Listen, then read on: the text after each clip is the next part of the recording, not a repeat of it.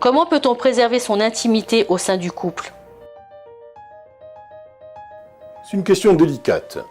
Si les facultés cognitives sont altérées par la maladie, l'émotion, elles restent intactes, même à un stade très avancé.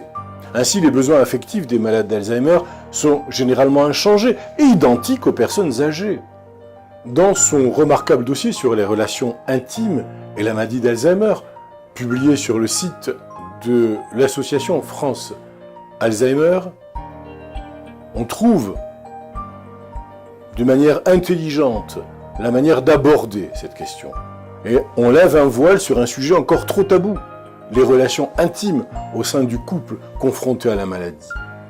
Continuer à préserver son intimité, maintenir des gestes affectueux, entretenir une relation basée sur la tendresse est non seulement possible, mais tout à fait souhaitable et bénéfique.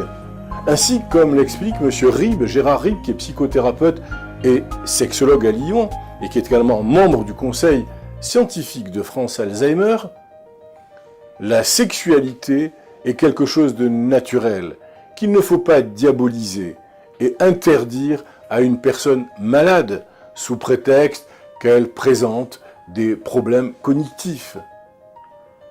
Entre les cas d'inhibition, très fréquents, et le cas de désinhibition sexuelle bien moins fréquent, mais plus souvent étudié, il existe une dimension où les relations intimes se vivent normalement et restent un lien fort.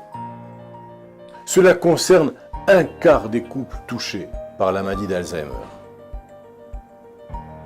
Souvent bouleversé par l'annonce du diagnostic, le couple peut traverser des périodes difficiles, faites d'éloignement, de crainte, d'absence de désir, alors que même des échanges affectueux seraient bénéfiques, je l'ai dit précédemment, seraient bénéfiques à celui qui est touché par la maladie, comme à son conjoint, car il constitue un facteur réel d'équilibre.